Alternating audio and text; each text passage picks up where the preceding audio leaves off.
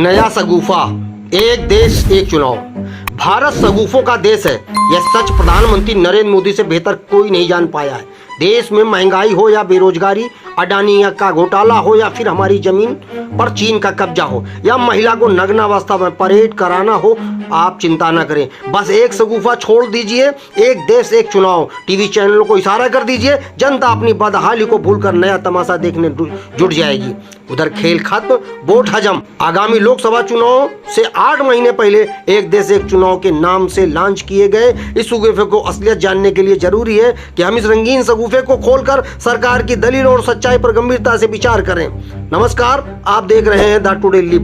The today lip का सहयोग करने के लिए द टुडे लिप को सब्सक्राइब करें, वीडियो को लाइक और शेयर करें, कमेंट बॉक्स में अपने सुझाव जरूर दें। आइए हम सब मिलकर इस मुद्दे को समझते हैं और वास्तविकता पर गंभीरता से विचार करते हैं। इस मुद्दे पर आप कमेंट बॉक्स के माध्यम से चर्चा का हिस्सा बन सकते हैं। आपका दिल से हार्दिक स्वागत है।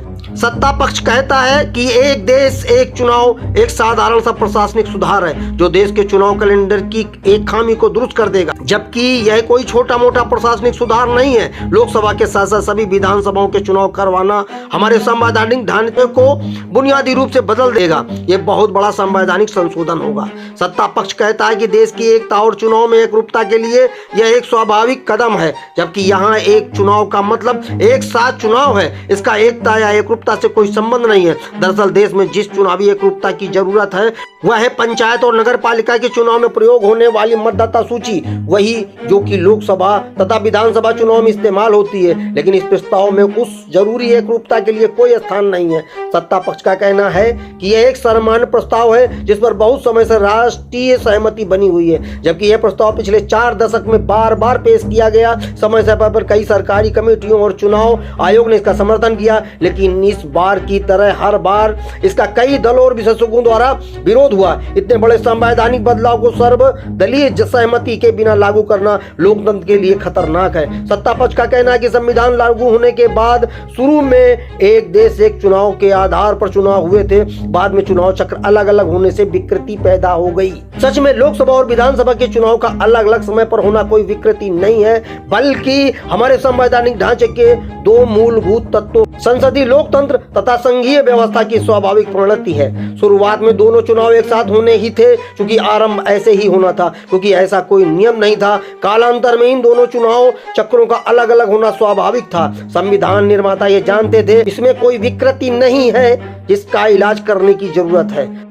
सत्ता पक्ष कहता है एक साथ चुनाव करवाने से सरकार का चुनावी खर्च बहुत कम हो जाएगा। जाहिर है अलग अलग चुनाव करवाने की बजाय जबकि दोनों चुनाव करवाने से सरकारी खर्च में बचत होगी, लेकिन कितनी? ज्यादा से ज्यादा इस तरीके से अगले 5 साल में 5000 करोड़ रुपए की बचत हो सकती है। यह राशि अगले 5 साल के केंद्रीय बजट का 0.02% होगी, यानी 100 रुपए में से 2 पैसे के बराबर। राजनीतिक दल और उम्मीदवार चुनाव में जितना खर्च करते हैं उसके मुकाबले में यह सरकारी खर्च आटे में नमक के बराबर भी नहीं है। सत्ता पक्ष का कहना है कि बार बार चुनाव होने से आचार संहिता के चलते सरकारी कामकाज रुका रहता है, सरकारों पर हर वक्त चुनाव का दबाव बना रहता है। इस समस्या का यही एक निदान है।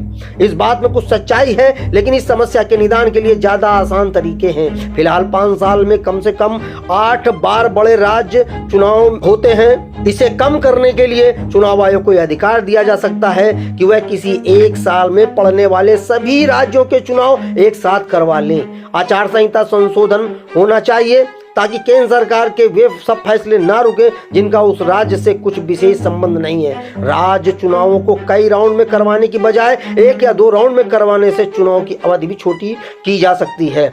सत्ता पक्ष का कहना है कि अगर इस प्रस्ताव से कुछ फायदा नहीं तो कोई नुकसान भी नहीं है, पर नुकसान यह है कि संसदीय लोकतंत्र का ढांचा टूट जाएगा।